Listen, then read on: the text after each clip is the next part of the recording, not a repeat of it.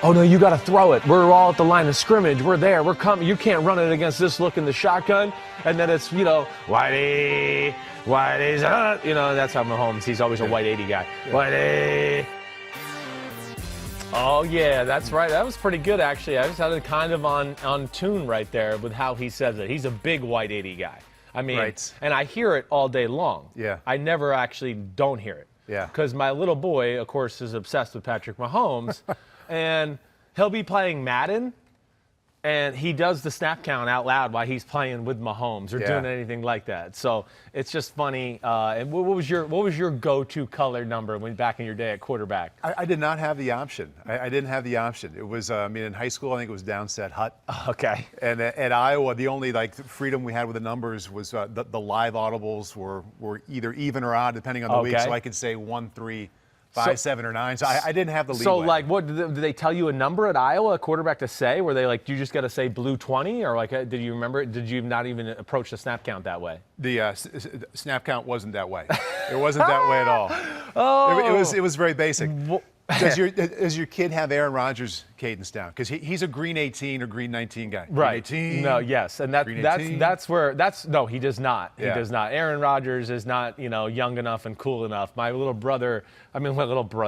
boy loves Aaron Rodgers. Yeah. He thinks he's amazing. He doesn't understand how he throws the ball that way. He's just it's just like he just throws it from his ear. And it's just, I don't understand how he throws it so hard and spins it like that. But no, in his world, nobody can compete with Patrick Mahomes right now. He's had little love affairs where he's cheated on Mahomes. He goes Josh Allen or Lamar Jackson again. But as soon as Mahomes comes back on TV, you try and tempt him with others? You roll out other options, say, isn't this quarterback attractive? I do, and he does too. He's aware of it, but he's not going to leave this allegiance. When 15 comes on the field, everything goes out the door. I mean, I had a lot of fun with the Shanahan family last offseason. Yeah. Because going to the Super Bowl, my little boy, it's, so cool, the 49ers and Dad, Kyle Shanahan's your friend. It's so great. Man, the 49ers could win the Super Bowl. That game started it, and he said, the hell with you, Shanahans. Let's go Patrick Mahomes. I mean, it was unbelievable. But, it is. It's funny, Mahomes taking the world by storm. And I was a blue 18. Blue 18. Blue 18. Texas blue or 80, Tampa you talking about? All through. I was a big blue guy. 18, 45, 80. Blue 85, things like that just rolled off. For any reason, or they just came to mind? Just came by. Yeah. My dad, oddly enough, was a gold 18 guy when he played. I'll sit there and watch old games of him, and he's saying gold 18. I'm going, gold? Why didn't you work in 11 for Big Phil ever? It just doesn't come often. 11. 11. Blue 11. It just doesn't Too much sound enunciation. Good. Right. Other Too many things syllables. to think about. Yeah. Exactly. So life has to be a little different for you now. There's no studio on Sundays. Yeah, right. Frees you up on the weekend. Yeah, great weekends. And we're talking about 1 or 2 games now as opposed to 8, 10, 12. What? Yeah. I feel so good and less stressed out because I'm not worried about, what did I miss? I didn't see this play. I don't have a great feel for this game. So it's good. And I know today we're going to hit on the Chiefs-Bills a little bit more, right? I watched that a little more in depth because we didn't hit that real deep on Monday because the Packers-Bucs game had so much to hit on, and we really spent about the first hour of the pod hitting on that. A whole hour. Yeah. I mean, but there's, as you know, so many situations. Oh, my gosh, yeah. I mean, let's start there, though. Yeah, I'd love to. Because I didn't hear anything from you yet on that game. I know. I was pretty quiet on the text. I didn't watch you and Ahmed on Monday. Good. I've not watched you and Mike. I just kind of wanted to – I didn't want to revisit something. I didn't want something to jump out to me and say, I don't want to go there because I know Chris talked about it on Monday, Tuesday already. Good. So I don't know what you have hit. Great. But in this game, Packers and Bucs, I think one of the fun things about having 2 quarterbacks like this and having a game this significant and this close is you can really pick out one thing. There's so many one things you can get to and say, this is what made the difference. Right. And to me, what made the difference, the success in the mindset for both offenses inside the 10-yard line. Yeah, right. So you have Green Bay 0 for 6 inside the 10. Aaron Rodgers was 0 for 6. They settled for field goals twice. And Tampa Bay got inside the 10 that one time after the turnover in the second half. And the way they attacked it, you think about Rodgers in empty, in shotgun, 0 threat of a run game. If you remember, Brady gets under center. Yeah. They're in a tight bunch formation. Right. Brady motions in. Okay, what are you thinking? Run. Because they've been running on first down so often. Of course. Brady with the great play action continues to look like run. Right. Great wide open back of the end zone. So there are a lot of one things. Yeah. But that one thing inside the 10 to me made the difference. Well, agreed, inside the 10, and the fact that they didn't even have to play inside the 10. They didn't have to play inside the 10. Yeah. You know, and that's where we talk about during the year where it's important to have playmakers and make big plays. To me, that's something, again, I know I've said this a lot on the podcast lately, but this is where I get into the home runs and strikeouts thing with football right now. You know, in these type of games, you get inside the 10-yard line against one of the 4 best defenses in football. Yeah. It ain't easy to score touchdowns. Right. Even when you're Aaron Rodgers and Yeah. Devontae Adams. It's not easy. And you saw Tampa Bay, like you said, yes, it was only one time, but they found ways to, hey, we don't need to get into that part of the field. We can make a big play. Leonard Fournette can run it in from the 20. We can throw a bomb and Scotty Miller run by the guy that way. That's where it was, you know, it was interesting. Tampa is a big play football team. They really are.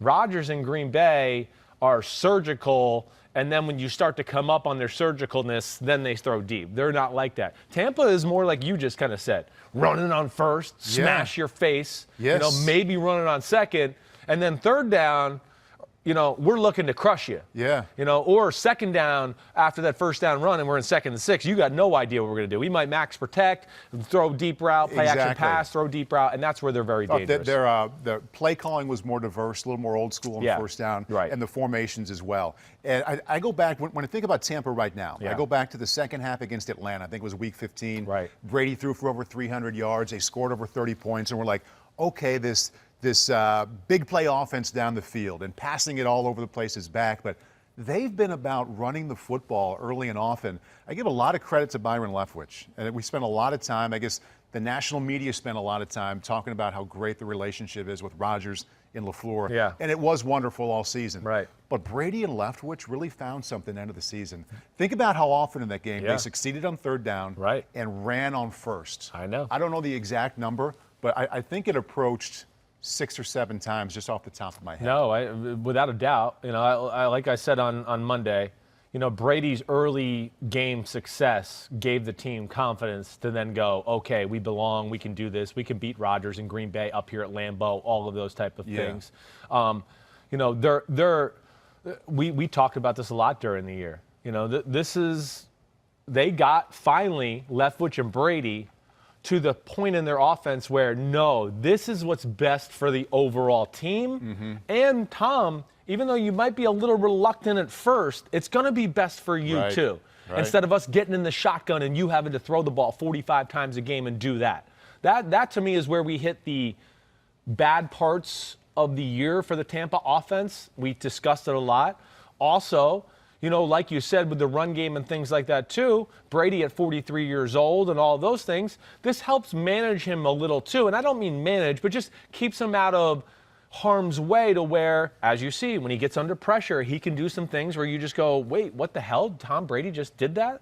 And those were kind of the bad moments of the year for the Tampa Bay offense altogether. And they've eliminated all that stuff for the most part by running, play action pass, keeping an extra tight end in to block like they did on the touchdown pass before the end of the first half. Gronk's in. It's a 7-man protection. There's 3 guys out in the route. Tom feels comfortable. Tom throws a strike. So you're right. Leftwich is a lot of credit. It's a big play offense, and they did a great job of grooming Brady into what they wanted, I think, honestly, with making it feel like, oh, no, this is what you want? Cool, great. And they continued to push him and push him and push him, and now, I mean, we said it all through the playoffs. This is the second most explosive passing offense in the game. Right. You know, other than maybe Mahomes and Josh Allen, it's right there in that conversation. Right. And I go back to something you said, I don't know how early in the season. I think it might have been in October the first time these two teams played. You said this might be the most complete team in the NFC. And looking back on that, one of the reasons that offense is so complete is they run so much on first down with Brady under center. Yes. Rodgers didn't have that much. And even though they are kind of managing him, like you said, he is, and he being Tom Brady, he is in the position often enough to do, I think, what is kind of underrated and overlooked of what he does best. He recognizes when that defense is in a bad spot and where the ball should go. Think about those balls he got over the top. Sure. I mean, he didn't connect on too many, but he caught them in bad spots. Just like a good pitcher is going to make 2 or 3 bad pitches, you got to make them pay. Yeah. He made them pay, and I don't think he gets enough credit for recognizing those handful of times against a good defense when they've made a mistake, right, and I'm going to go to the right place. No doubt. They keep the pressure on you, and that's one of their gifts of their offense.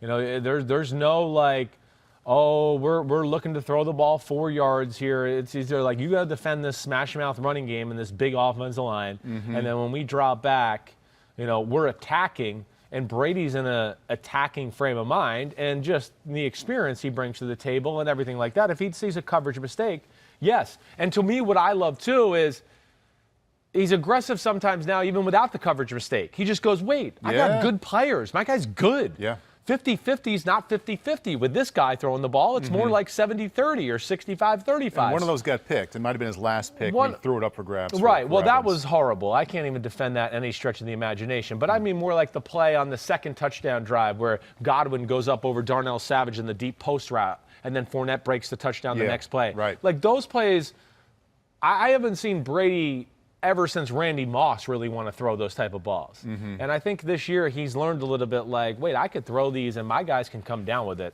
But the Bucs, they're legit. And this is going to be a really damn good Super Bowl. I would be shocked if it's not. Do you want to spend a little bit of time on the 4th down decision late? Sure. Ready to go there again? Yeah, whatever you want. Gather your thoughts. Here's Aaron Rodgers, 31-23 late 4th and goal. Obviously, the Packers decide to kick the field goal. Here's Rodgers after the game. Look, in that situation, first and goal on the 8, I thought it was 4-down territory. On 4th down, when the guys run on the field for field goal, there's 5-6 guys on the field. There's not a whole lot to do there unless you call timeout. So, we just got to trust we're gonna stop them. I understand the thought that if you don't get it there, they're backed up, and either way you got to score a touchdown. So the 2-point conversion becomes, either a part of it or not. If we go 4 and 4th, throwing a completion, it's them 1st and 10 on the 8-yard line. Either way, we got to stop them, right? If we kick the field goal. So that was yesterday. You saw Pat McAfee on the Pat McAfee show. So he had some time to think about it since just right after the game. Yeah, well, and he answered it pretty, similar as far as after the game too. I'll say it always. And the one thing I like about Rodgers is he doesn't sugarcoat. He kind of tells the truth, and then people read into things and they're like, wait, did he mean this? Did he mean that? And I think that's where it goes crazy sometimes. And that's the perfect example why a lot of athletes don't want to be truthful or say things, because they know it gets perceived in a way maybe they didn't mean it to be, and now it goes down a wormhole of conspiracy theories. Listen, we know he wanted to go for it there. Of course, yeah. We know. He thought about it too. The coach had made his mind up. Right. This is where I get into a little bit of like the athlete and the quarterback sometimes can't win. Rodgers the diva and he does what he wants, but now he listens to the coach, and we want Rodgers to tell the coach to stop and stop the field goal unit, and now I want to go for it. No, Rodgers, we want you to be a diva and a baby now. Now we want you to tell us what to do. And there's a question about that. And that's where I'm so sick of that. I can't tell you. From social here on the 4th and goal, at David Popping, Poepping. Should Rodgers have waved off the field goal unit, and can he? Unprecedented. It's unprecedented. It's never happened. Right. I've never seen Tom Brady wave off the field. Never. No. Yeah. You might have had moments where the coach is being, I'm not sure what to do. Yeah. And now the quarterback who's on the field and nobody else is running on the field is going, of course. Let's go. That Let's happens go. every game. But that's different than here comes the offensive lineman, and now you're going to coach the team and say, no, get back off. And we're going to call a timeout now because I'm running the team. Oh, now that's what we want Aaron Rodgers to do? That to me is what my head wants to pop off with this crap. Right. I mean, that's where I'm just going, come on, everybody. We can't have it both ways. And everybody for the last few years tell me, oh, Rodgers does what he wants, and it's all about him, and blah, blah, blah. And then he becomes the team guy, and we want him to go back to be that guy again. That's just where I struggle with it. And also, I mean, I don't think LaFleur's getting credit for, maybe he had on his mind, we're 0 for 6 inside the 10 throwing the ball. Of course he did. That's exactly right. I think that was part of his decision. He's just going, any success at all, maybe he does let him go for it. Right. You can sit here and go, 0 for 6. He did throw an 8-yard touchdown pass to Tanyan, right, inside the 10-yard line. So he did do that a little earlier, or late in the third quarter. They did have 2 drives with 1st and goal inside the 10. Right. They 6, scored. but yes. you are right. But nothing was easy for them throughout the day. I mean, none of it was easy.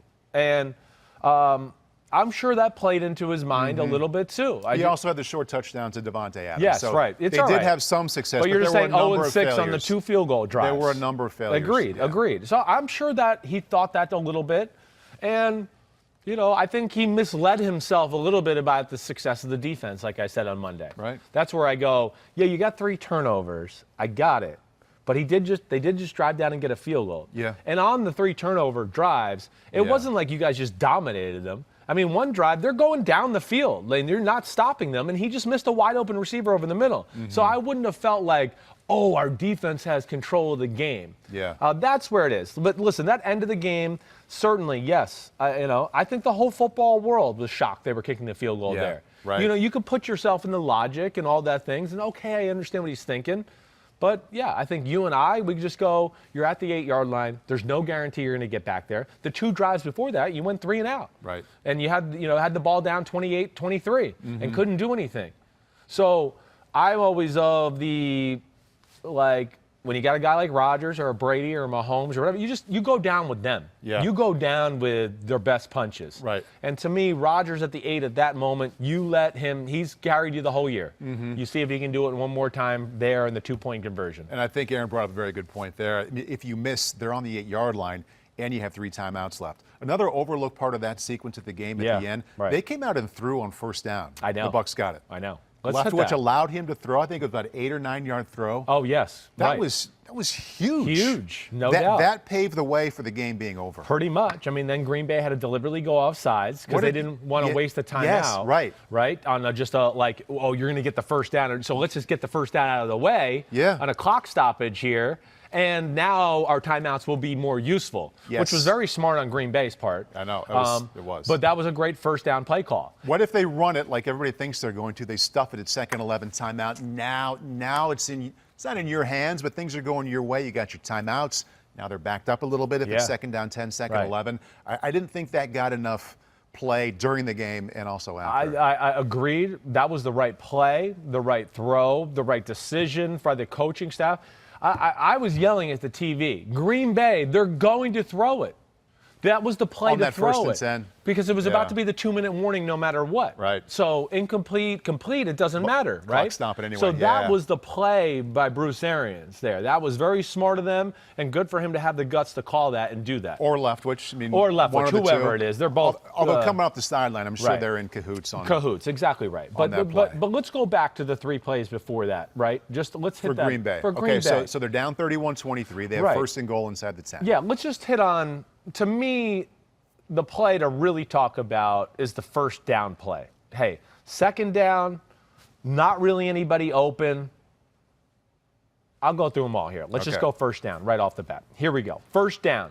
That's the play where everybody on social media may have seen it now or anybody. He throws, there's 3 receivers to the right. It's Adams on the inside, Lazard on the middle, Valdez-Scantling outside. Okay, now, this is the play where he throws the ball, and Lazard ran like a slant route, kind of ducked his head, and you're like, what the hell was that? Where was that going? What was that doing there? All right, so here's the setup. The play before that got them down to the 8-yard line, they threw the same play to the left side, to Davante Adams. When they have 3 receivers to a side and you play a little off coverage, okay, they love to send the 2 outside receivers. Just go block those guys who are playing off coverage, and we'll throw a quick to Adams, and now he'll read off you and make a play. That's how they got to the 8-yard line. So now here we are in 1st down. Similar formation. He's got the receivers to the right side here. It is an RPO. They have a run called, but they have a little combination pass route they're going to do there. Right before the snap, he's going through his, green 18, right? And he gives he looks over and taps his ear like this. Who was he looking at? All 3 receivers. They're all, but I don't know. This is where I'm saying this part because I don't know if Lazard got that signal. That's where I question this. Now, what are they trying to do with this play exactly? They're trying to fake the play they just ran before. Davante Adams in the flat. oh, they just saw that. Let's hear it again. Here it is again. Maybe they'll bite the hook this time. Yeah. And what he wants is, hey, I get the ball, and I'm going to look out there like I'm going to throw one of those quick routes to Davante Adams. Valdez-Scantling, who's on the outside, he comes off the ball and stutters and makes it look like, hey, I'm going to block you. And then he goes to the back pylon and runs a go route. Lazard's supposed to do the same thing on the nickel back. Kind of come out and then just go straight up the field, the seam route, and that's where Rodgers threw it. There was a hole there. But Lazard went inside and ran a slant route. I thought I thought Aaron overthrew the quick slant and was mad at Lazard for not looking. I know. You think he was supposed to go down the seam? I think he's supposed to go vertical. That would make more sense with where the ball went. Right. And my experience with that play and watching them do it, because they run this play almost every other week because they throw that ball to Adams in the flat so much. Yeah. This is how they keep you honest. Oh, you're getting over aggressive with that? Oh, we got a double move off of it, basically. Yeah. And that's what makes defenses like not go over aggressive on stopping the Adams part of it. And yes, what you're trying to do there is, yes, get that nickel back to now jump up to take Adams. Yeah. And now you got two guys going vertical, and the corner's got to make a decision there, because the safety's deep and he's in no man's land at this point. Makes more sense now why he was right away mad at him. I'm not sure 100%, but I'm pretty damn sure just from my experience of knowing the play and watching Green Bay a lot on film. So that to me was the big play. I'm really trying hard not to make an Iowa State joke. Right. Because he didn't go to the right place. Went to the other school. Right. Go ahead. Right. Go ahead. It's all right. But I like Alan Lazard a lot. I really do. Great player. He's done a Awesome great job player. for them. He really has. Does everything well. But that to me was the play. Because now on second down, that's the play where Rodgers gets out of the pocket. He throws the ball in the back of the end zone to Davante Adams. He hyperextends his knee as Sue's hitting him as he's throwing the ball. And there was really nothing there. They ran a double post concept on second down. 82 double post. I know the play as well. This is LaFleur, who came from Shanahan, and McVay, who came from Gruden, so I know it. And Adams maybe beats that corner up top, but Devin White does a great job of kind of being underneath it to where Rodgers can't throw it, because if he throws it and Devin White gets his hand up, the ball gets tucked in the air, the game's going to be over. It's interception. It's a great example of something we hear all the time inside the red zone, especially inside the 10, how the field shrinks and the windows get smaller and they're open for a less amount of time. Right. So he eventually opened up, but he was half yard out of the back of the end zone. Yeah, exactly right. It was too late, and White Rodgers did just enough at the right time. Just enough at the right time. Exactly right. And, Rodgers did what he usually did. Like, if you want to pick on Rodgers on any play, that was the play I could maybe pick on him. Should have thrown it where earlier. I would just go, you didn't really need to leave the pocket there. There was actually pretty good protection. Maybe if you just stood there and just threw one of your Aaron Rodgers lasers, maybe it gets done. But, again, that's extremely nitpicky on a guy who, like Mahomes, has made a living in their red zone of break the pocket, everybody come get me, laser by your ear. So he saw that Red Sea part, and he goes, okay, this is what I do. This is perfect. I'm going to run up in there, and some idiot's going to come try to get me, and I'll throw the ball right by him for a touchdown. Right. Except Tampa was very disciplined. They didn't do that. And the front four for Tampa, which was their great advantage all day, they never had a blitz. Their front four dominated the game by themselves, and they were around Rodgers, in scenarios where people aren't usually around him. And so then third down. Third down is of course, could he have ran? Right. It was the same thing, escaping to the right. Escaping to the right. This time he had to. Shaquille Barrett whooped the crap out of the right tackle, Ricky Wagner. So now he's got to get out. And they have double under. The three receivers on the right are running 5 yards and under. The inside guy's running a corner route. Davante Adams I think this is a double move, right? They're fake. They run this play a lot too. So they're going, wait, they've seen this on film. So let's fake that under, and now the linebacker and safety will come to, hey, they're going to throw that under route, and he goes vertical up the middle of the field. That's what they were hoping for in that play. Right. So Rodgers is looking at it. He drops back. I'm being righty right now, okay? And now he's looking at Adams. Adams makes his little move as he starts to make the pocket. As he's doing that, Devin White has a hold of him, and there's physical contact. So Rodgers gets off of it. He can't sit there and wait for him all day and go, oh, okay, I'll wait. Hold on, let me bake a cake. Sue and JPP, you guys hold on a second. I just want to make him get open. So now he's still on the move, and he's pump faking. So now he goes, wait, Oh, man, no Devontae Adams. Him and Devin White are all hung up together. And now he looks out to go, let me put my eyes on Lazard, who's running the second under. And Devin White, he already passed it off. He let Devontae Adams go to the safety, and he went to Allen Lazard. So now he's thinking, wait, White's there. I'm going to throw to Lazard. He should be wide open. And as he's cocking his arm to throw it, White's already reacted, and now they're almost doubling Lazard. He tries to go back to Devontae Adams. People are bearing down on him, and that was that. So, that one was great defense. It was. There was a lot of that. The back seven, front four, terrific for Tampa Bay. Right.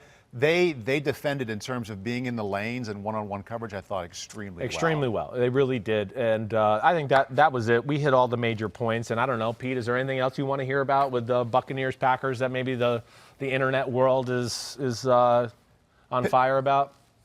Pete, I do have a question here, Pete, that he included here from Twitter. A lot of talk about some of the penalty calls. Pass interference late. Paulie Dobson says, can we have a uniformity of penalty calling during the playoffs? If it's a holding penalty, it's a holding penalty. If you're going to let players play through these calls, then let them play through all the calls. I think probably the focus on the very end, that pass interference. Yeah. Well, Green Bay fans are going to feel cheated because they're going to go, wait, that play didn't happen. We had a big play right before the half. Rodgers throws a ball down the middle. Yeah. They pull our guy in a very similar way, except there just wasn't a white T-shirt hanging out. And they didn't call it. So the Green Bay fans are going to be pissed about that for a while. He pulled it. He got him with the right and the left of pulling it. I mean, it was going egregious. To call that. I don't like egregious. The call because it was an uncatchable ball. Yeah. But I never played DB. But I'm sitting at home thinking, why are you grabbing it? Everybody can see it. So whether it should be pass interference, whether that was the reason it was incomplete or not, everybody can see that. Agreed. I think it's just a hair too egregious. That's just you're exactly right. Do you think it should have been called? Yeah, I said that on Monday. I do. Yep. Even in a game where you're going, we're letting them play. Yeah. That to me was beyond letting them play. Should the fact that it was an uncatchable ball come into play? It was uncatchable. You're right. It's uncatchable. But they're not going to call it uncatchable until it's so ridiculously obvious it's uncatchable. That's the only time they do that. They're not going to call it untouchable. Even though we look at it and the guy was running, across the field and Brady threw it up the field like 5 yards in front of him, that's still close enough to where I don't think referees are going to call that in that moment. I just don't. That would be my thought on it. Yeah. But yes, it was clearly uncatchable. But back to the point. What was his Paulie what? Paulie Dobson. Paulie Dobson. It's a good question because there does need to be I say this every year. I like that they let them play. Okay, that's fine. But I just don't understand why it changes so drastically from the regular season to the playoffs. Should be the same all the time. That's where and I think that's very tough on especially the offenses in playoff football. Well, all of a sudden, they get in games like that yesterday, and they were like, wait, we want to use our man-to-man pick beaters and things like that, but it doesn't even matter because you're allowed to hold them and hit them and do all these things, so you can't even do those plays, some of them. Right. Because you're just like that. They're just letting things go. It doesn't matter. So that's to where my issue with the whole thing is there either way. They let them play all day. They called the most egregious one of the day on the Packers, and I think where Packers fans are going to be mad is there was, one egregious one that wasn't called on the Bucs that led to the Bucs getting the ball and scoring that touchdown right before the end of the first half, and I think that's going to piss them off, but it's not a perfect game. I think they should let them play more on these pass interference calls, week 1 through 17, preseason, the entire thing. I like to. The whole year should be the same way. Way too much. Way too ticky-tack. Yes. I'm so sick of seeing quarterbacks and offenses get bailed out by, I've made a bad decision and threw the ball into quintuple coverage. On 3rd and 12. Right. And now they've called pass interference because the ball was so bad and the decision was so bad. Yeah. And everybody attacked the ball. And the defenders have a right to the ball, too. And now the wide receiver got touched with a fingernail by somebody, and we're going to call first down and give you a free pass. I think it's a problem. I don't like it at all. And these are 2 ex-quarterbacks. Yeah. And I really, really don't like that. Yeah. AFC? Yeah, let's do it. Move on to the AFC. Chiefs beat the Bills 38-24. Let's start with this question because I think it sums it up pretty well. You can take it however you want. At Cam8597, do the Chiefs have any weaknesses? Yes, they do. Let's hit on that right away, because that's a good one to hit on, because it's gonna be a big part of the Super Bowl 55 matchup. What do you got? There's not a lot of weaknesses. There's no doubt. The question is very good. Their weakness is their offensive line. Okay, they have a weakness there. You know, they don't have either one of their starting tackles. I mean, they're missing 4 out of their 5 starters they started with the season. We talked about a lot towards the end of the season how I was concerned about Patrick Mahomes getting hit, and he was constantly under pressure. But we don't even notice it because he's the slipperiest ever in the pocket. He gets away with it. And when I went back, like, because I watched the game quickly on film Monday before the podcast, but I didn't get to deep dive it. When I went back and deep dived it, that was the first thing that jumped out. I went, damn, there was people around him more than I realized watching TV once again. When he dropped back and passed, it wasn't that great. But think about how many times you saw him drop back. Oh, wait, here's somebody. Oh, somebody's on me. Travis Kelce, first down. Oh, somebody's on me. Oh, there's the throw to Tyreek Hill underneath, first down. And there's people around him. But we just wipe it out of our memory because we go, well, 10-yard gain, no big deal. It's Patrick Mahomes. He'll do it again next play. And that's the weakness of their football team. My but on that one is what I wrote down most when watching it back. They, more than any team in the league, Let's go to Andy it. Reid and Eric Bieniemy, they're great. Mahomes is great. They, from sideline to sideline, and whether it's 2nd and 5 or 1st and 10 or 3rd and 8, from the line to gain to the line of scrimmage, they use that part of the field for the underneath throws more than any team in the league. Covers up an offensive line that maybe isn't that good. But that's where I was going next. Time after You're time exactly right. You're exactly. Look, it's why I'm like, I feel like a proud papa when I talk about this stuff with Andy Reid, and because like we talked about it so much early in the year. You called it out early, Well, I just going, they had to grow that part of their offense because teams were going to play safe. We're not going to let Tyreek go deep. They got to have that part. So you're right. They found a million different ways to do stuff like that now. And I also think they were forced to. Not only by the way the coverages and people were playing them, but here's the other thing. Because of the O-line, I think it had to grow too. You watched the game the other night. How they lead the league in short throws, sprint outs. I mean, they sprint out almost every other pass play now.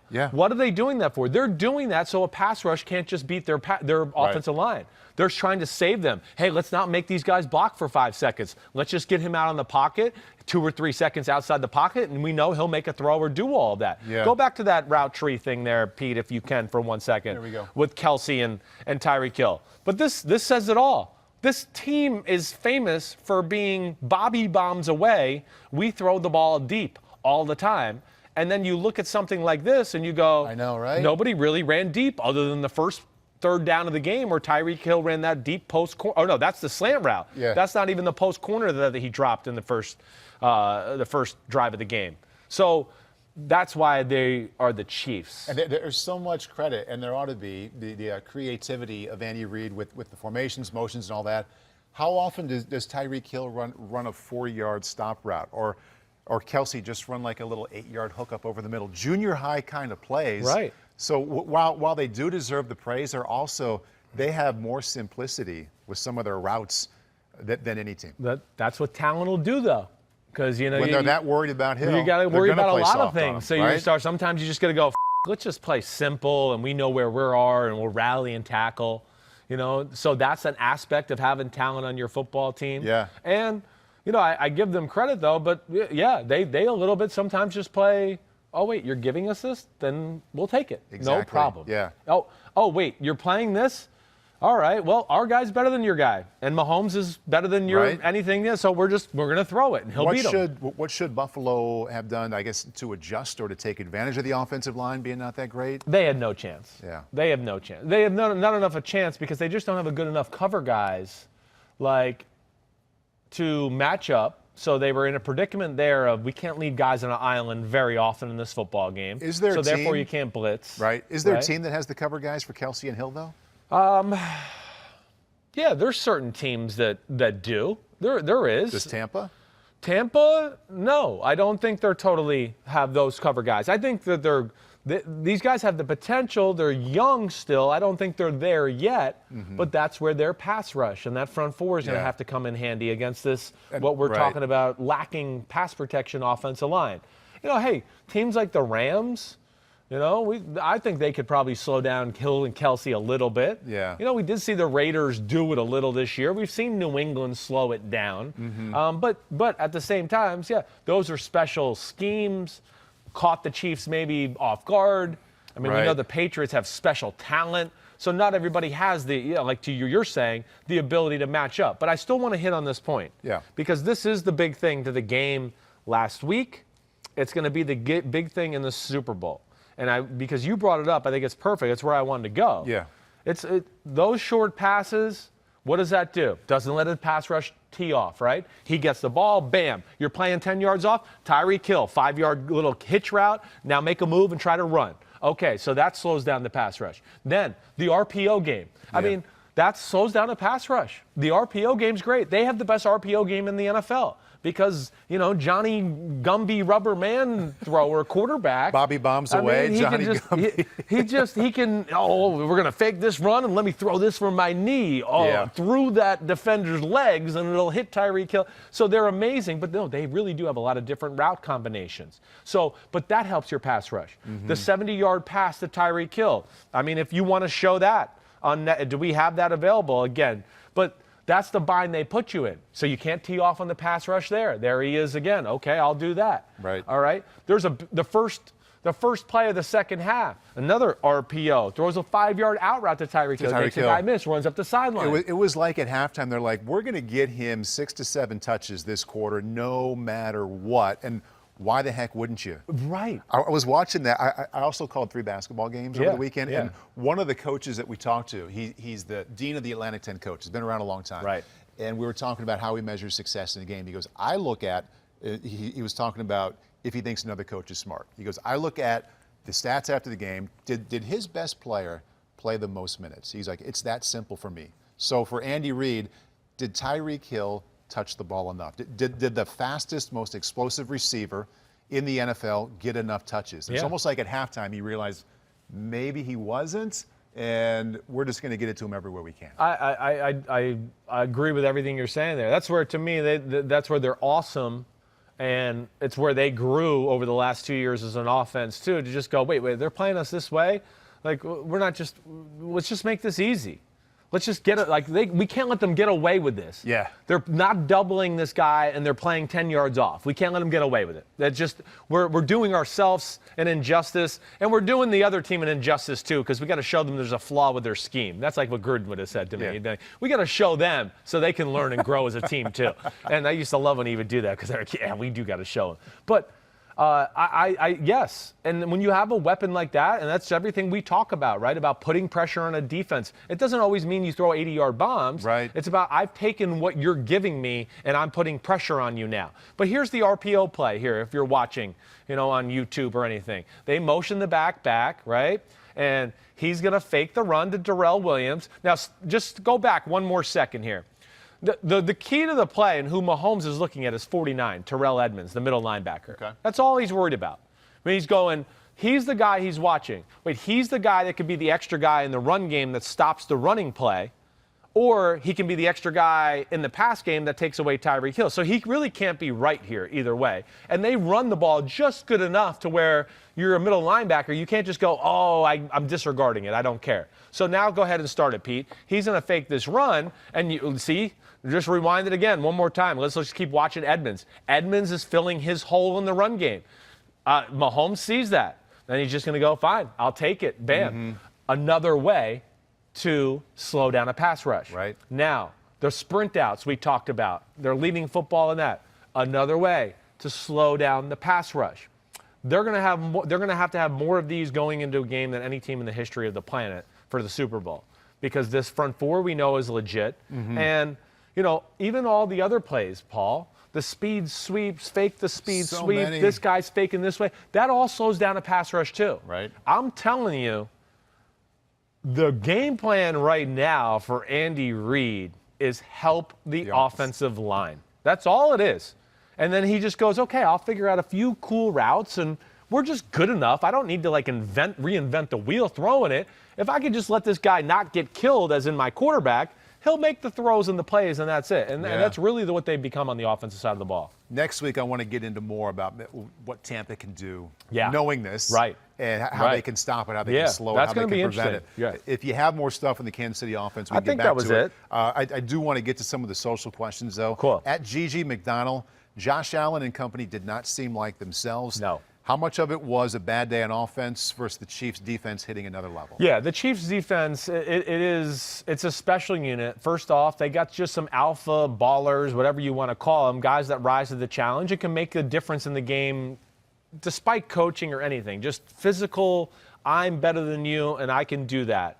But then they have a coach who gives them the schematical advantage of, wait, what defense is this? What blitz is this? Hold on, set HUD, I got the ball. Wait, what coverage are they in now? And so that'll make you hesitate. How many of these guys are coming? Right. How many are coming? Oh, wait, they all dropped out? Right. Now, wait, I got to rethink. That's where they're very special, let alone they got good football players, too. Mm-hmm. And I'll say, I was a hair underwhelmed by the Bills' attack. I'm not going to lie. Yeah. What did you want them to do more besides complete more balls down the field? Yeah, I just thought, the biggest thing is I thought there was just too many stagnant formations. For what I've seen all year from them, I think my take would be on it, they got into a game with Josh Allen there and just said, we're not sure what they're going to do on defense. Let's get in a formation, line up. And there's too many plays where he's telling everybody what to do. Oh, they're going to do this. Let me figure it out. Oh, wait, they've switched out of that play. And there was not enough of just what I would want to say, movement before the snap to, again, for a defense that loves to disguise and do all the things you just talked about, all-out blitz, fake-out all blitz, all that. Movement and pre-snap motion stresses that. Yes. So you're making them feel comfortable by being stagnant. That was one thing I think that jumps out to me. Spagnuolo's diversity in defensive coverages and everything there. Their front four could get there by themselves when they didn't blitz, but they always have a good realm of when to blitz and do things like that. But the big thing is just like when you play a defense like that, to me, you need more just all-purpose plays where it doesn't matter what they run. I just want you to look at here, 1, 2, 3. I'm going to do a motion and something like this just to give us a little bit of a schematical advantage that way. And you just throw it and get it out of your hands. And at least we can dictate the pace of the game a little bit. That to me was one of the issues with them altogether, let alone they were just outplayed. We talked a moment ago about the Kansas City offense taking advantage of those soft corners and just, hey, if you're not going to guard them 5 yards down the field, we'll just give it to them. Yeah. I thought a great way to juxtapose these two quarterbacks and how they play, because I think you think, and you led me to this, beginning of this season, you think Josh Allen is a quarterback getting close to Mahomes, one of the guys that can be in that conversation. 14-9 in the second quarter. It's still a one-score game. It's still close. There was a 3rd and 3, soft corner on Diggs. Josh Allen just flat missed him. Oh, the one on the right. Just plain missed him. Yes. Next series for Kansas City. 3rd and 6. Mahomes with somebody draped all over him, falling down. Throws it to Kelsey over the middle, right? Convert, first down, they score. Yeah. Boom. Not game over. Yeah, but big moment. Now the cushion's a lot more. And it's hard to boil it down to one play. Yeah. But who knows? They pick up that first down and the easy throw. Maybe they go down and score. And the window of opportunity is so small against this team. Definitely. You're right. And Allen kind of missed one right there. Missed one right there. To extend the drive, you're right. You don't know what happens after that, right? Either way. Did you see a lot of plays like that where it was on him where you're like, ooh. No, it's Josh one of the hits few. That 9 out of 10. It's one of the few. I mean, yeah, he usually, I would say that's like 99 out of 100. It has really. been recently, I know. for sure. It just, I don't know. Really, what happens in those situations is, you got to make that throw. We expect him to. He does too. Like he said in my interview with him like 2 weeks ago, he probably himself and told himself he's an idiot after that. He's allowed to miss a throw every now and then. I know, It happens. But that's the way he is, and he'll hold himself accountable. But I think it's a little bit like what has happened to that point of the game, too, that leads to those missed throws. Man, it's tight coverage. Man, I've had people all over me. It's a feeling of never feeling comfortable. And that's where Kansas City is great. That is really where they are. And not to say, I don't know if that's what they did there either way, but they kept that offense off kilter the whole game. Yeah. And he never felt comfortable. And, it's one good players Yes, their front four can get there by itself, but he doesn't ever just expect them to get there all game long by themselves. He's going to do some blitzes or, 2 go in and 2 drop out. And that's the beauty of their defense, and really where they hit another level to me lately, and then especially in this game, is when they played man-to-man, they locked Buffalo down. Right. I mean, that to me was the surprise. Kansas City with Fenton and L'Jarius Sneed and Breeland and Charvarius Ward, Matthew, Thornhill, Sorensen, whoa. Like, it's just a secondary that, I guess it got healthier, but it got better as the whole year went along. And that, to me, is going to change them, too. Yeah. I mean, it's changed them. It's allowed them to take a few more chances and blitz and do things like that because I think Spagnuolo can trust his guys on an island a little bit more. Emma Perez, 09, has a question that it's kind of off of that point. How did the Chiefs disguise the blitz against Allen throughout the game? Yeah, right. It's great. I mean, to me, the disguises is really what I want to hit on and what they're great at because that's to me where they confuse quarterbacks, make plays. It's where they got Brady to throw interceptions in the first matchup and all of those type of things. They're the ultimate disguise team. They are great at making different coverages look the same at the start of a snap, and you don't know which one of the 3 coverages is about to be thrown at you. That's where it's great. Let me just paint a picture a little bit. Like if you're a quarterback and you're Josh Allen and you're in the shotgun, let's just say it's 4 wides, right? You got 2 receivers to the right, 2 receivers to the left. They will do stuff where, okay, there's Honey Badger. He's down on the slot receiver on my right side. Looks like he's going to blitz. Okay. Looks like he's going to blitz. Blue 85. Blue 85 set. And as you're saying set, all of a sudden it looked like he was going to blitz. Now he goes back to the half safety, okay? There's a middle linebacker, Sorensen and a middle linebacker in the middle. Now Sorensen bumps out to take away where Honey Badger was. And now the single safety who was making it look like, hey, I'll cover the guy you're going to blitz off of Honey Badger. He goes to the other half of the field. And now Honey Badger's in that half of the field. And now they're playing Tampa 2. Okay, next play. Here we go. Same formation, 2 receivers to the right, 2 receivers to the left. There's Honey Badger. He's playing cover 2. It's cover 2 already. Okay, here they come. Whatever, it's cover 2. Blah, blah, blah, blah. Oh, now he's coming down. He's playing man-to-man on the slot receiver, and the guy off of the slot receiver did blitz me. All right, let's do another one. Let's do another. Now they've done that, right? Mm-hmm. You've seen we're dropping out, and now we've seen the blitz. Now it's the blitz look again. Here it goes. Honey Badger's back at the cover 2 safety. Okay. He's cheating down a little bit, right? And you're thinking, oh, here comes that blitz to the right side again. Set Hut. He runs to the middle of the field. Now he's the Tampa 2 middle linebacker. The safety on the weak side replaced him at that safety on that side. And the backside nickel guy who was covering the slot corner, he's gone back to the other safety. And now they got 2 safeties. He's come down and been the Tampa 2 middle linebacker that drops down the middle of the field. So without me getting too technical, I hope I explained that the right way. It's good. It's it awesome. Just shows you like 3 different looks, right? Where you go, wait, and it ended up being simple coverages and things like that, but it seemed complex and made the quarterback think and hesitate and everything. The window dressing. Exactly right. And the way they sell it, coordinated pre and post snap, is really impressive. It is. One other thing that adds to Josh Allen's confusion, at times he was confused, I think, they get home with 4. Right. So that enhances everything they're doing in the back end, is that they can bring 4 and still get home. And they're not afraid to bring 7. No. Anywhere in the field. No. And like you think about it, those are basic tenets of why a defense works. How many defense can actually get home with 4 consistently and really have the balls to bring 7 often throughout the game? And they have both those things. And they have both of them. You're exactly right. It's very special. And they can make them look the same to what we're just talking about. Like, here comes the all-out blitz. Oh, it's Tampa 2. Right. Here comes Tampa 2. It's the all-out blitz. Mm-hmm. That's where they're very good that way, let alone a few coverages where you just go, I don't know what coverage this is, but Spagnuolo had a game plan here where he's doubling this guy and doubling the slot over here, and they're all covered. So that's where they're dangerous. They really are. And, to that point, it's for the most part, it's man-to-man, Tampa 2, all-out blitz and a little cover 3. But they make them all look the same, and you don't know which one's going to happen. Bringing it full circle. I mean, we talked about it week 1. With any defense, it's the unknown for the offensive line and the quarterback. Exactly right. That's, to me, the key of the game. The quarterbacks and receivers and offenses are just too good this day and age to be sitting there anymore going, oh, this is what defense we play. We're lined up, and we're really good at it. Yeah, every now and then a defense comes around that can do that when they're just absolutely stacked with talent on that side of the ball. But for everybody else, you got to do something to give yourself some advantage that way. And that's where they are cool. You know, even like what I was talking about, those 2 deep safety looks.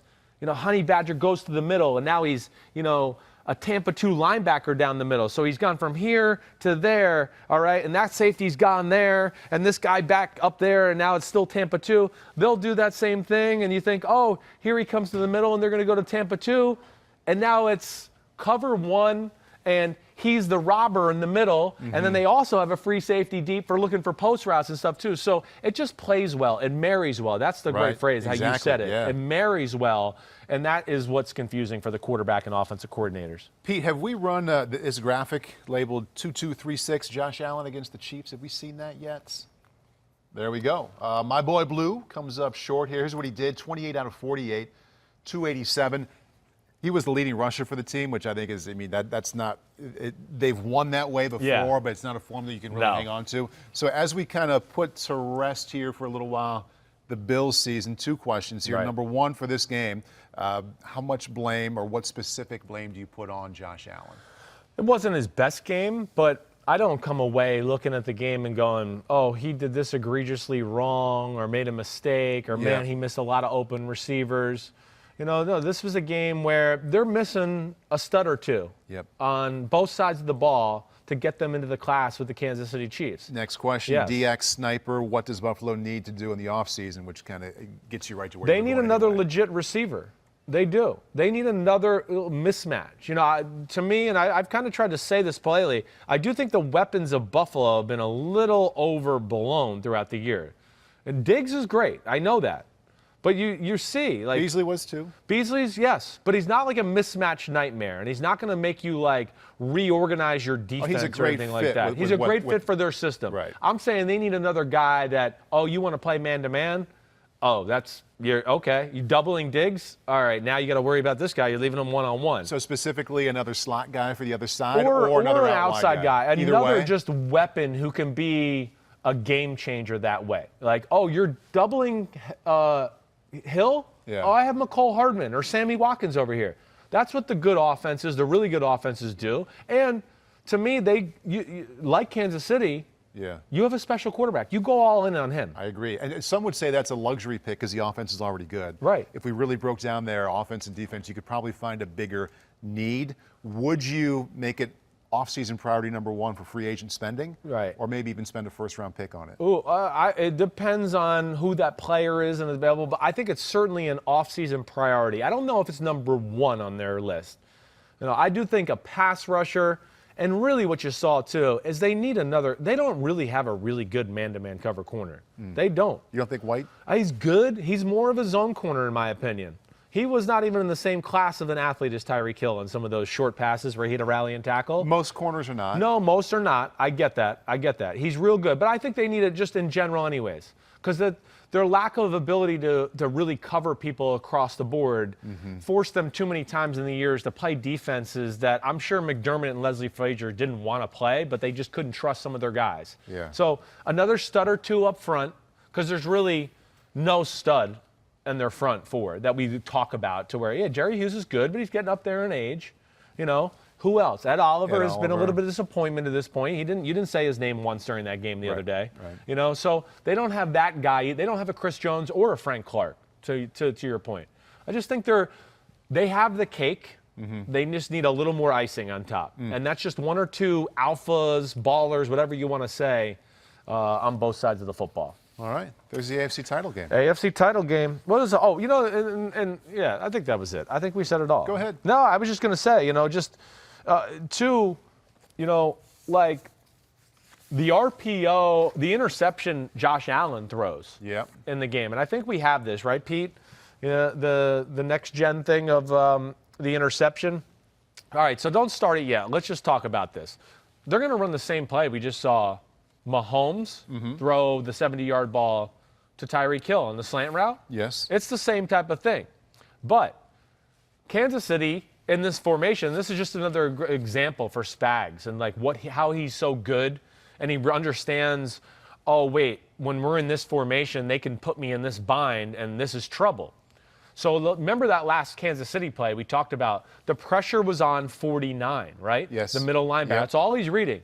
Well, on this play, Josh Allen, all he's going to read is 56. The linebacker standing up over number 65 there. So as you stop this, he's reading this. Go ahead and let it play, Pete. 56 is going with the run, right? So he's going, okay, I want to throw it. Now, the dots don't do this total justice, but rewind it one more time here and don't play it quite yet, Pete. Just let it freeze right here. This is perfect. This is where it's different, and this is where he's great. And this is where, when you have really good cover guys, you can do this, and this is where Buffalo needs this a little bit. But he does this knowing they're going to put me in a bind. They're going to screw my middle linebacker because he's not going to he can't win. Right. So, we know what he does here? He doubles Cole Beasley. That safety you see deep, number 22, he's like this, Paul. I can tell you just on film, he's doubling him. And that's why 27, Fenton, over Cole Beasley, he jumps outside because he goes, I got a guy inside helping me. So I'm going to get him anything outside, and Thornhill will get him anything inside. Now, once 11 goes inside, he knows he can kind of fall off and maybe help the guy outside of that. Breeland has great coverage on Davis here. Allen throws the ball to Davis on the very far outside, but just because of the creativity of the defense and everybody being coached the right way, now the ball gets tipped up, and Fenton's there to help that guy out too. And that's not by accident. That was deliberate. Like, hey, you're doubling this guy. Hey, the guy went over there to that guy. He's got him. Now, we want you to kind of help out over here too. It's that matchup zone concept from basketball you talked about. It's a little bit. It's like a bracket zone cover, man zone cover. I don't even know what you would call it, man or zone or whatever. It's a combination man zone. Yeah, right. That's what it is, and that's where Spags is special and just an outside the box thinker and very smart that way. It's some for real nuance with that defense, with that pass defense. No doubt. We talked about in the last 20 he's minutes. had success confusing Brady in the Super Bowl. And confusing a lot of great quarterbacks in the Super Bowl, and that's where it'll be good to see, or good quarterbacks in his career. And since you said that, I have to ask this question from Twitter now, from @JasonRob44. Given how Steve Spagnuolo was able to stymie the Patriots in Super Bowl, boy, what is XL2? 42. 42. Okay, yes, I should know these kind of things. And now the Bills' Brian Dable as well, got them twice this season. Right. Is it safe to assume he has the bead on how to essentially shut down that New England system? Well, I do think there is something there. Yeah. Yes. He has great familiarity with that system. There's no doubt. And a history of success. You're right. And when you study a system for the Super Bowl week, because it's 2 weeks and you got nothing to do and it changes your life, I always look at stuff like that. Yeah. To where I go, wait, he's going to have great understanding of the rules and things like that. I wish I would have thought about that more last week, talking about the football game in general. But no, it is very fair to say he has a good feel for not only because of the Super Bowl, but the last few years just playing the Patriots in the regular season and the playoffs and having to deal with that. So he has a great understanding that way. But I know he's playing Tom Brady. They don't run the Patriots offense in the Super Bowl. Waiting to say. Yes. Yeah. This much is a different system. offense. Yeah. And we will get into this much more next week on Monday and Wednesday. I'm going to deep dive it and go back and watch the first game and really break it down. Yeah. All right, our friends from SportsBet, championship MVP odds provided by PointsBet Sportsbook. If you can't pick Brady or Mahomes, who do you like to be the Super Bowl MVP? Well, there's only two names. There's only two. Yeah. Kelce and Hill. I mean, those are the ones that jump out right off the bat, or Kelce and Hill. I mean, they always put up good stats, and you know that they're going to go down swinging with their best punches. That's why we love Kansas City. Right. So I think that's Mahomes is the favorite. Mahomes is the favorite. Quarterbacks are always the favorite. We know that. That's the way it goes. I wouldn't count out, though, somebody like Evans or Chris Godwin to where they're not even – Evans is barely on the screen. I know. plus 3,000. And Darrell Williams and Clyde Edwards-Helaire and Sammy Watkins barely ever plays. I mean, he's the same as Mike Evans. That to me would be one where I'd go, no. I would, with the way Kansas City plays, they're willing to take chances, just like we saw and things like that. That they could have a big day statistically. What would you do with these odds? So I'm going to take Brady and Mahomes, Kelsey and Hill, those four against the field. What would the odds be against the field to be MVP? Not good, right? I mean, not 51. I mean, something like that. Would you put 100 down on that, or would you take those four? I would take the four. Yeah, I would. Oh, but really, I mean, again, this is a Chris Simms pet peeve. Okay, while we're on it, that's another one. I'm just sick of it. Oh, the quarterback that won, you're the MVP. But if the Buccaneers win, that's just going to happen. It's going to be Brady. But I don't like that aspect of it. The defensive player getting overlooked unless he does something so unreal that, then we give it to him. Oh, we had 2 interceptions. Larry Brown. Okay, right. Yeah. Or Dexter Jackson. Yes. Right? Yeah, Von Miller. Yeah. I mean, he scored a touchdown. He had 2 strip sack fumbles that led to a touchdown. I mean, they couldn't deny it that day. But, I'll still look back and go, there's a number of them. Like Brady in the first Super Bowl, his first Super Bowl win ever. Should have never won the MVP. The defense, Ty Law had a pick 6. That was the difference in the game. Yeah. Eli Manning, Super Bowl 42. You just mentioned that with Spags. No way Eli Manning should have been the MVP. In my opinion, Strahan and Justin Tuck won that game. They stopped the greatest offense in the history of the league, and they scored 14 points.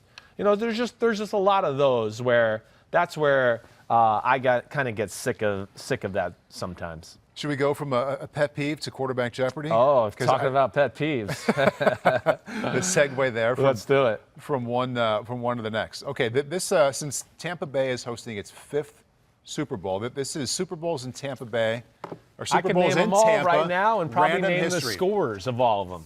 We'll branch out a little bit from Tampa, but they're all related to Tampa hosting for the 5th time. Okay, hold on. Let me just think of 5. You said 5 Tampa Super Bowls. This will be the 5th, Pete, correct? Yes, so this is the 5th one let me just, right off the bat, I just know right away, Raiders, Washington. Correct. To start back in that day. 84. Giants, Bills. Yep. I was there. Yep, it was 83 season, 84 Super Bowl. Giants, Bills. We had Giants, Ravens, which I was there for that as well. Then we had Pittsburgh Cardinals. That's it. Right. And now we have this, right? There we go. Based off of how easily you rattled those off, I think you're in good position to do well. Pete I hope so. Pete says, uh-oh. Okay, you were at this game. How old were you for the January 27, 1991 Giants-Bills? I was 10 and a half. Big day. First time I ever went to a game, and I went, wait, we have to go through metal security and all this, and there's helicopters flying above us? Oh, that's right, because of the Gulf War. Okay, so January 91, Giants-Bills, perhaps the best Super Bowl national anthem of all time. Who sang it? No doubt. Yeah. 30 years ago today, Pete sang it, too.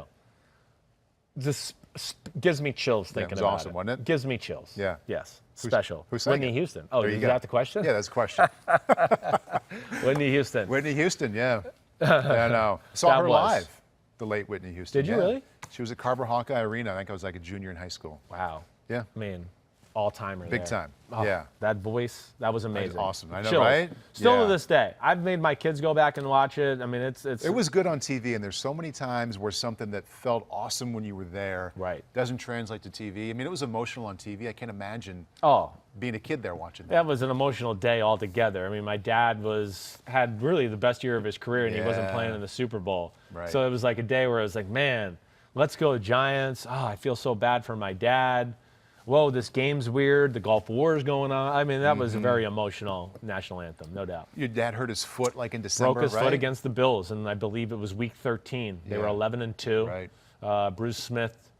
It didn't happen. It happened earlier in the game, but I think Bruce Smith fell on Dad's foot as it was kind of like that'll do it. Up in the, his toes were in the ground, and his heel was up, and he fell on the back of it. And I think that was all she wrote. Do you remember your dad at home that week after that injury? I remember in the car ride home after the game. Yeah. I waited for him, and I just know he was. Yeah, he was devastated. Yeah, devastated. Week 15. Yeah, that was devastating. I mean, he was definitely a veteran, probably in his 30s by then. Yeah, he was. All right, 200.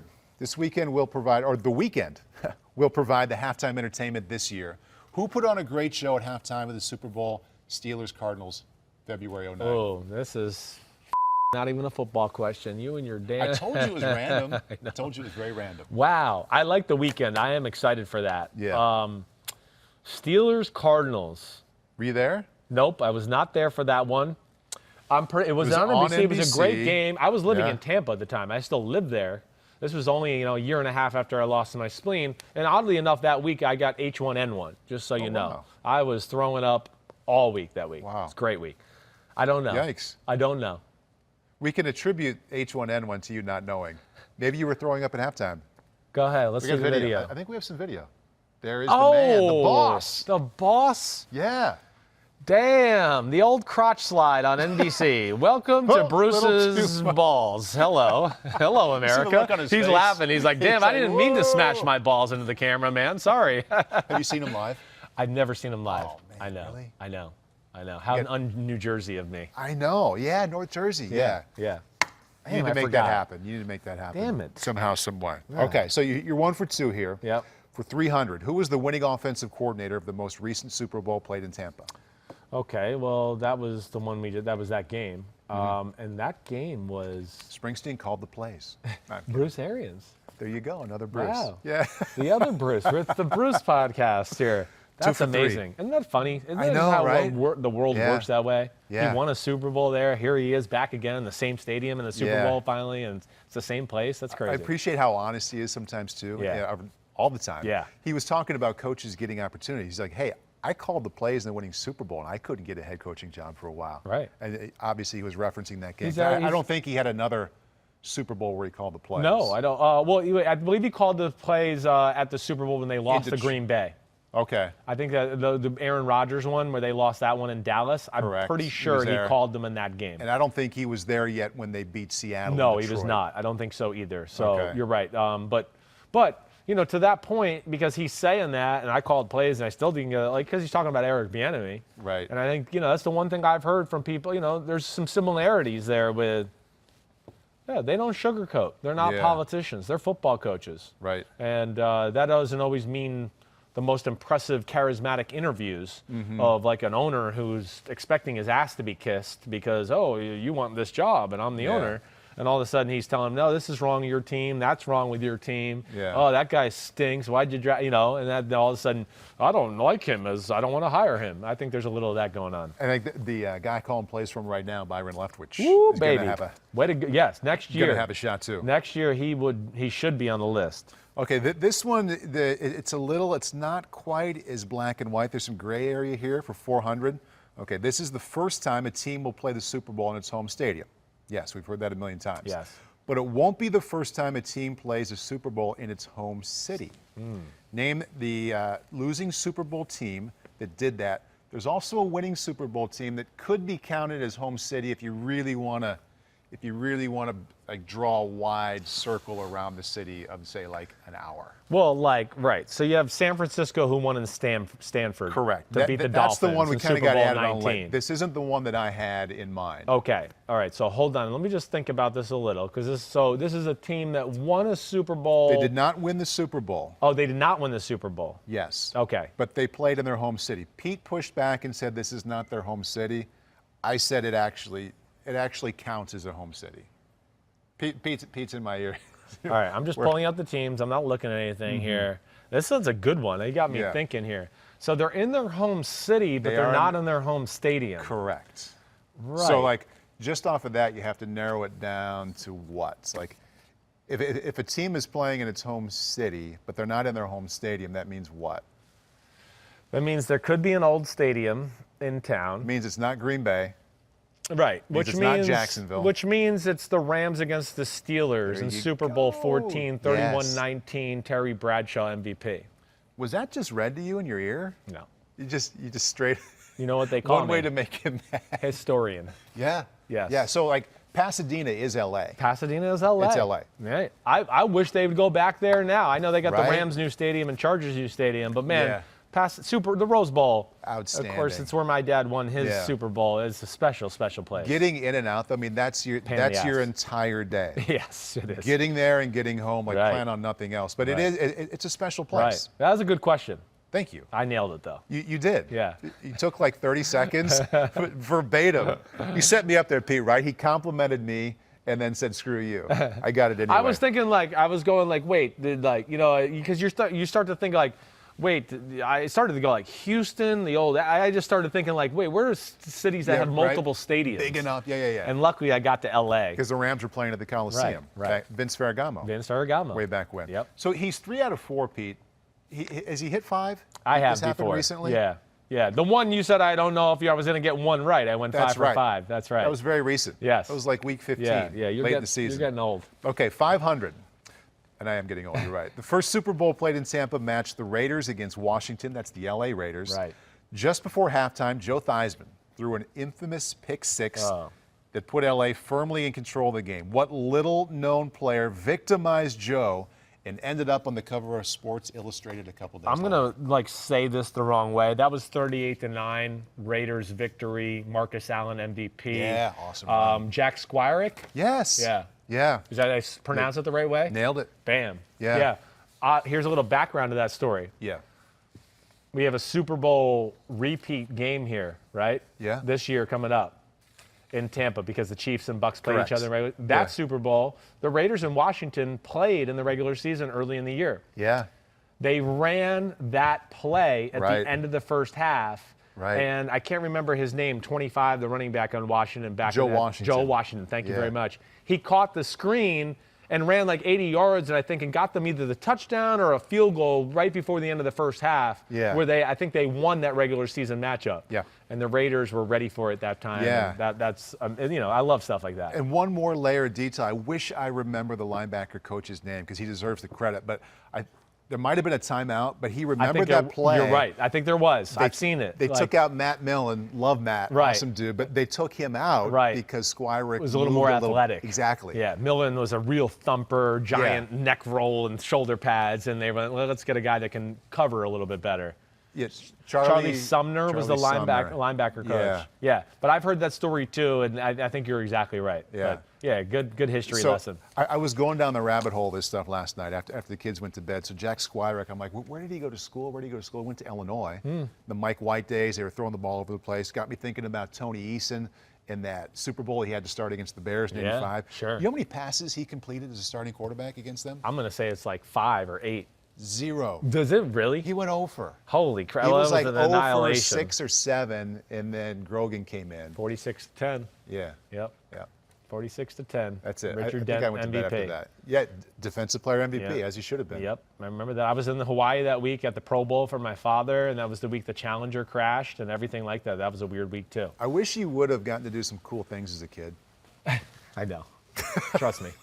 That's why I don't care about paying more taxes or giving, because I was literally born with a shamrock silver spoon up my ass, okay? How many rockets, though? 0. 0 rockets. What was more fun, Super Bowl or Pro Bowl as a kid? When I went to that Pro Bowl, I was 5. Yeah. I didn't understand. I can remember being there. Why is everybody this is the Pro Bowl. Why is everybody making such a big deal at the Super Bowl? Yeah. Because we were there already when the Bears were playing the Patriots. Mm-hmm. And everybody was, and I was like, wait, the real game's next week, the Pro Bowl. And that was my first time my parents explained to me, no, Christopher, Pro Bowl's nice, but we'd like to be there next year. And I went, oh, okay. It was a bigger deal back then. The Pro Bowl was a bigger deal. There's no doubt about it. Do you have any good Pro Bowl stories, hanging out at the pool or playing catch with those guys? I mean, Art Monk, I could still remember watching him walk by. I'm eating breakfast one morning with my mom and dad. And, of course, my dad played for the Giants. They played the Redskins, the Washington team. Sorry, I don't mean to say that disrespectfully.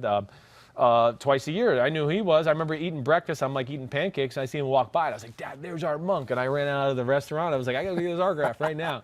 So I have a lot of that.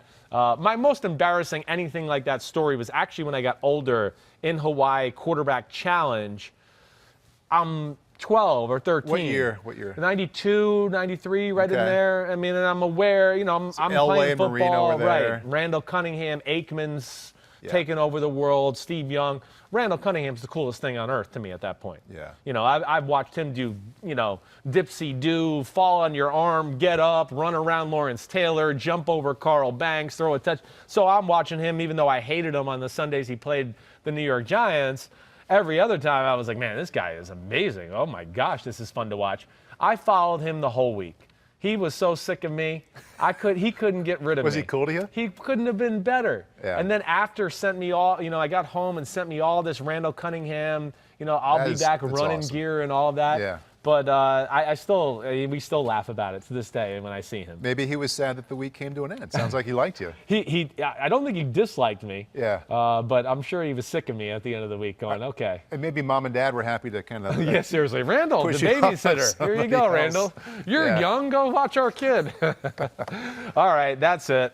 Hope everybody enjoyed the stories. When you unlock the vault, I start thinking of other crap. We can do that the whole time. We could. Yeah. We could. Everybody be good.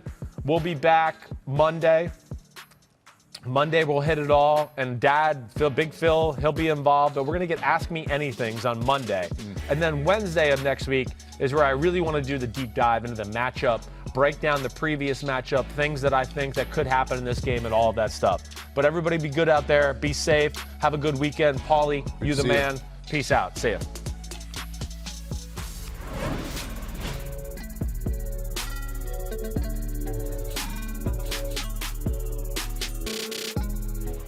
Yo, what's up? Come on, man. Subscribe on YouTube to Chris Simms Unbuttoned Podcast. I need you. Please hit the subscribe button, please. Hi, I'm Mike Tirico, and thanks for watching. Make sure to hit subscribe for the latest news and highlights from NBC Sports.